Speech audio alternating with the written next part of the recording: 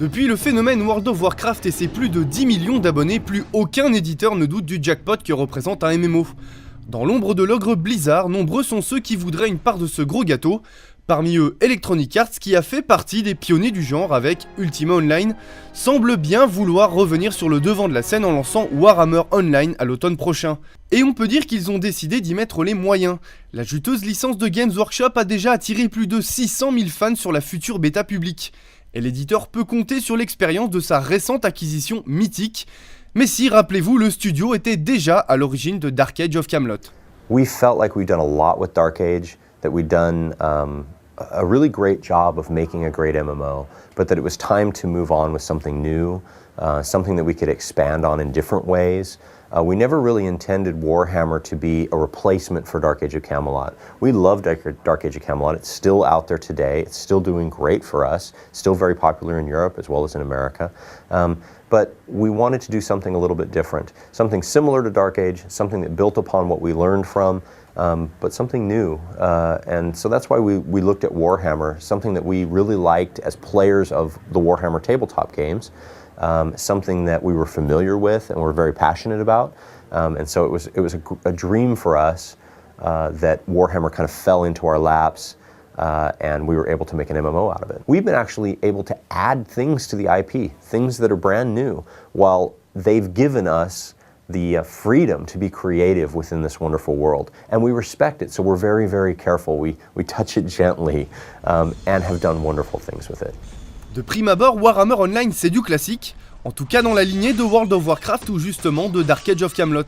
Une douzaine de classes et deux grandes factions représentées par trois races qui ne nous sont pas inconnues, nains, humains, hauts elfes, elfes noirs, peau verte et chaos. Les inévitables professions devraient également être de la partie, même si Mythic se montre encore peu disert sur le sujet. La gestion des villes semble par contre beaucoup plus originale. Mythic nous promet des cités évolutives à travers un système de niveau de développement offrant de plus en plus de possibilités. When you start the game, your city is poor. It's small, it's dirty. Maybe there's not a lot of resources there for you. As your realm is successful, your city literally levels up with you. As you become better at the game, your city moves from poor to prosperous. So there's things like new areas that open up, new places that you can go to, new places that you can see, places like the Temple of Sigmar. You couldn't get into it when your city was poor. Now the gates to the Temple of Sigmar open up. You can go into the temple. There's new quests and new areas to adventure in the temple. The crypts underneath the Temple of Sigmar, a massive dungeon, high-level dungeon that you can go into and explore. There's new quests that open up, new public quests that open up, new calendar events, things that happen because of what you've done in the world. So the city actually grows and changes, and opens up all of these great new things for you to do. Cette ville, il faudra bien sûr la défendre des attaques adverses, sous peine de la voir redevenir une simple bourgade. La défendre donc, mais aussi la faire progresser en augmentant l'emprise de votre faction sur le vieux monde. Mythic avait innové dans Dark Age of Camelot en inventant le royaume contre royaume, et c'est ce concept de RCR qu'ils ont réintroduit dans Warhammer Online pour en faire l'élément central du jeu. Assez difficile à décrire, il se conçoit comme un joueur contre joueur augmenté, où les classes et professions sont d'abord pensées pour s'opposer les unes aux autres, plutôt que pour interagir avec l'environnement géré par l'intelligence artificielle. Our RVR game really has 5 pieces, and I'm going to go through them really quickly, but it's still going to take me a little bit of time. So the first piece of RVR is what we call open world RVR. This is RVR that happens everywhere within the world. Every land that you go in, you can RVR in. And by simply entering the RVR space, you can participate in skirmishes, in battlefield objectives, in keep takes, in scenarios. So these are all different types of RVR that build upon each other. Then there's battlefield objectives within those areas. These are small things that you can fight over. Maybe it's a chaos portal. Maybe it's the windmill on the hill. Maybe it's a magical obelisk from the High Elves. These are things that you can fight over, that you can claim for your own, for some benefits for not just yourself, but for your entire realm. Then there's keeps. Think of mighty castles on the hills. Things like we did in Dark Age of Camelot, where you can go to a keep, you can own it for yourself. You can lay siege to this keep with your siege equipment, with your ballistas and your trebuchets, with your hell cannons. We're defending your keep with boiling oil. These keeps allow you to dominate the world around you. They allow you not only to get bonuses for yourself and for your realm, but to actually start to control the land. Then beyond keeps, there are what we call scenarios. So scenarios are thematically based upon the land that you're in. There's over 30 of these in the game, and each last for about 15 minutes, so they're easy to get into and quick to get out of when you're done. So each one of these scenarios, each one of these battlefield objectives, the skirmishes that you do, the keeps that you take, this all rolls up into what we call the campaign system. So there's multiple lands in our game, and there's also a bunch of capital cities in our game.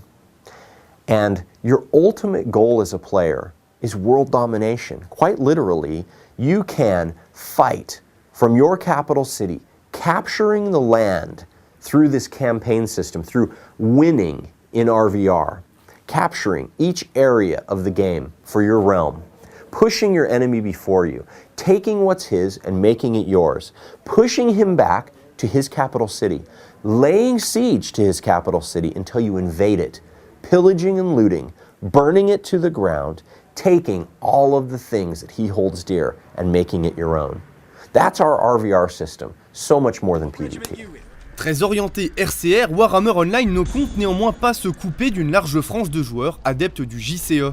Cela passera bien évidemment par des quêtes solo, mais aussi par des quêtes publiques dans lesquelles plusieurs joueurs de la même faction et présents dans la même zone poursuivront un but commun, les gains des uns profitant aux autres.